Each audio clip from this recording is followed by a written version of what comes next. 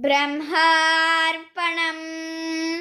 విధి ఎలా ఉంటే అలా జరుగుతుంది. బ్రహ్మంగా ఉన్నాను, కలలో ఉన్నట్లు జరుగుతోంది. జీవితం క్షణభంగురం.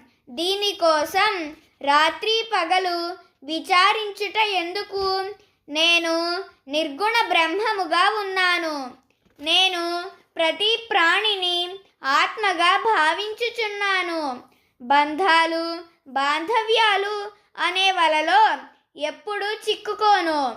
ఆత్మభావనలోనే ఉంటాను. కలలో కూడా దేహభావన వద్దు. అందరినీ బ్రహ్మంగా చూడాలని, ఎవరి గుణాలని చూడకూడదని తెలిసింది. బ్రహ్మమే నేనని తెలుసుకున్నాను. బ్రహ్మము అనే మాట కూడా పేరే. బ్రహ్మార్పణం.